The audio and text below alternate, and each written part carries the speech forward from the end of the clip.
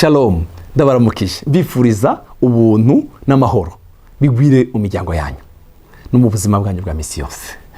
Ndabahaye ikaze mu kiganiro cy'Ijambo ry'umunsi. Bavandimwe, hari ikintu nahishuriwe cyane ko tava mu rugo mu gatondo ntatuye amajambo y'Imana ku buzima bwanje, kuko hari ijambo nkunda mu gitabo cya Zaburi rivuga ngo irungika ijambo ryayo ikadukiza indwara.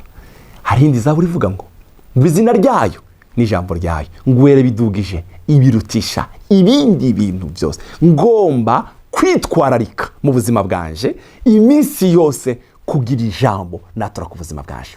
Reka ndakubwire rero, kuri uyu munsi mbere yuko utangura ibikorwa aho uri kurumviza rino jambo, reka dufatikanye nawe kwatura ijambo hejuru ubuntu bw'Imana. Grace, ubuntu bw'Imana ku buzima bwacu. Iri jambo ubuntu bw'Imana bugukorere. Ndashaka kuvugana namwe hejuru y'ubuntu bw'Imana. Ndashaka kwatura rino jambo ku buzima bwawe. Dusome mu gitabo cy'Abakorinto ba kabiri igice cy'icenda umurongo w'umunani.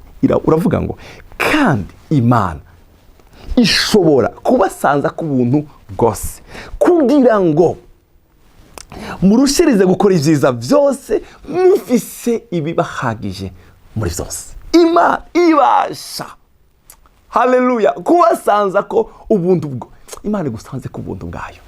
Imana yo mu ijuru, Imana ya Israheli igusanze ko ubuntu bwose kugira ngo ubashe kuyikorera ufise ibiguhagije muri byose.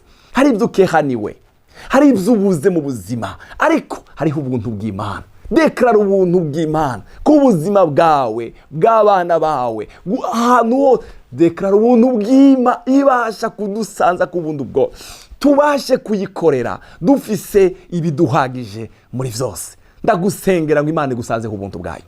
Mu gitabo cya Zekariya havuga ijambo ryiza, igice cya 12 umurongo wa 10 haravuga ngo kandi nzosuka ku nzu ya Dawidi. Ntabwo mu inzu ya Dawidi, mu inzu yawe. Kandi nzosuka ku nzu yawe wowe kuranumviriza imwemu y'ubuntu niyo gusenga.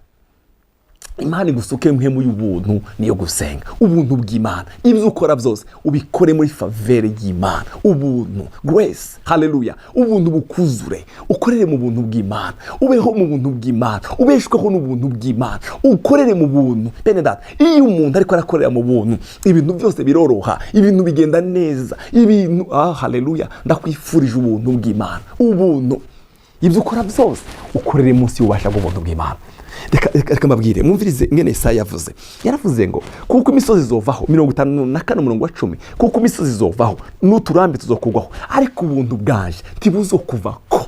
Haleluya. N'isezerano ry'amahoro nagusezeraniye ntibuzokuvako. Haleluya. Ubuntu bw'Imana. Ndadekara ubuntu bw'Imana ku buzima bwawe. Ubuntu budasanzwe bw'Imana bwivange mu buzima bwawe. Ukorere munsi y'ubuntu bw'Imana. Haleluya. Ubuntu bwanje ntibuzokuvaho, imisozi izovaho n'uturambi tuzokugwako, ariko ubuntu bwanje ntibuzokuvaho. Ndagusengera ngo ukorere munsi y'ububasha bw'ubuntu bw'Imana. Deklara ubuntu bw'Imana. Profetiza, vugishwa mwana w'umuntu. Vuga ubuntu, deklara ubuntu bw'Imana ku buzima bwawe. Imisozi izovaho n'uturambi tuzokugwako, ariko ubuntu bwanje ntibuzokuvaho. Ubuntu bw'Imana ntibukakuveho. Ndagusengera ngo ubuntu bw'Imana bwiyongeranye ku buzima bwawe.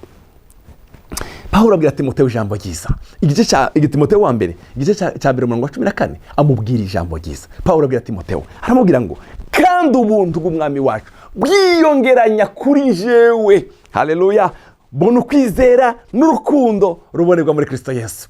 Ubuntu bw'Imana bwiyongeranye. Haleluya. Nagusengera ngo ubuntu bwiyongeranye. Ubuntu bw'Imana bwiyongeranya. Haleluya. Buriyongeranya. Haleluya. Ndagusengera ngo ubuntu bw'Imana bwiyongeranye ku buzima bwawe. Ibyo ukora byose ukorera munsi y'ubuntu bw'Imana. Haleluya. Ubuntu bw'Imana bwivange mu buzima bwawe. Ubuntu bw'Imana bukorane nawe. Ubuntu bw'Imana bube ku buzima bwawe. Ubuntu bw'Imana bwiyongeranya. Bwiyongeranya. Buza bwiyongeranya. Bwiyongeranye mu byo ukora, bwiyongeranye mu rugo rwawe, bwiyongeranye mu bana bawe. Ibyo ukora byose ubone ubuntu bw'Imana. Kandi ubuntu bw'Imana bwiyongeranya kuri jewe.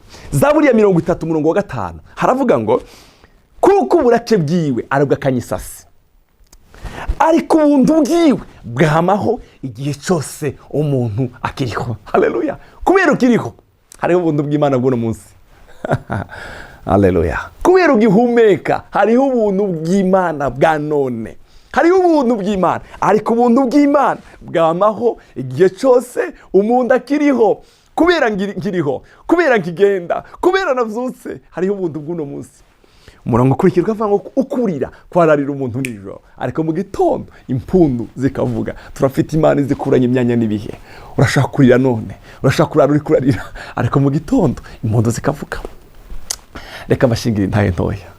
Hariho umudamu witwa Liliane yaririmbye indirimbo y'120 mu gitabo cyo guhimbaza Imana, ivuga ngo mwijuru imbere y'Imana mfise umuntu amvugira, n'umukuru w'abatambyi, n'umuherezi mukuru, kandi yitwa Rukundo. Mpamya yuko umutima wiwe handitse mu izina ryaje, ngo kuko mvugira nta mwansi wo munyaga. Mureke ndababwire, umunsi umwe bagiye barasohotse n'umugabo wiye muri Amerika.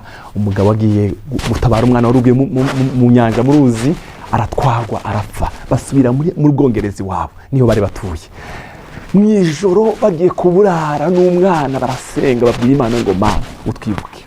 Hariho ubuntu bw'Imana. Bararyama ngo buce mu gitondo, muri iryo joro ngo Imana ikora ku mitima y'abantu ngo basengana, ngo baza bagemuye mu nzu, bashyira ku muryango ibintu byose yarakeneye, ngo n'amafaranga yamumajije umwaka wose bashyira hajya ahantu muri ibintu. Bari bagemuye ibyo kurya, bagemura n'amafaranga y'inzu, bagemura byose. Ngo avyutse mu gitondo abisanzeho, ngo yumva ijwi riramubwira ngo mwijuru imbere y'Imana mfise umuntu avugira, n'umukuru w'abatambyi kandi yitwa Rukundo. Umva, turafise mwijuru umuntu atuvugira. Ndababwire, ukurira kwarari umuntu nijoro, ariko mu gitondo impundu zikavuga. Haleluya! Hariho ubuntu bw'Imana, hariho ubuntu bw'Imana. Zaburi ya 68:9 haravuga ngo Mana warekuriye ishavu yawe imvura y'ubuntu. Imana ikurekuriye imvura y'ubuntu. Imana irekuriye imvura y'ubuntu muzariko gukora kakazi kawe ka minsi yose. Imana ikurekuriye imvura y'ubuntu. Bajya abana amashuri yabo, Imana ikurekuriye imvura y'ubuntu. Ubuzima bwawe burangwe n'ubuntu bw'Imana. Ibyo ukora, haleluya, uri umukozi w'Imana, urangweho n'ubuntu bw'Imana. Uri umuririmbyi, Imana igusukeho ubuntu. Ikintu Yesu yarafise mu bintu byaranga Yesu yararangwa n'ubwenge, yararangwa n'inkomezi, ubwenge n'ubuntu bw'Imana bwari kuri we. Agiye kuja mu ijuru, ba Petero mu byabahaye yabahaye ubuntu bw'Imana. Ndakwifurije gukorera Imana uri ku buntu bw'Imana. Ndakwifurije kuririmbira Imana uri ku buntu bw'Imana. Ndakwifurije kuvuga ubutumwa bwiza uri ku buntu bw'Imana. Ndakwifurije gukora igikorwa cyose uri ku buntu bw'Imana. Haleluya! Ndakwifurije gwese ubuntu bw'Imana bwivange bukore bubane nawe. Oh, haleluya! Reka ndagusengere. Mwami Yesu, ndasengeye umuntu uri kuranumvisa ngo umusuke ubuntu bwawe. Umuzuke ubuntu bwawe, ubuntu bwawe bube ku buzima bwiwe, bube ku bana biwe, mu byo akora, mu gikorwa cyiwe cyose akora. Umusuke ubuntu bwawe Mana. Haleluya! Ubuntu bw'Imana bwivange mu byacu budukorere. Urakoze, icubahiro kibi cyawe mu izina rya Yesu umukunzi wacu. Amen. Mwami Yesu abahezagire.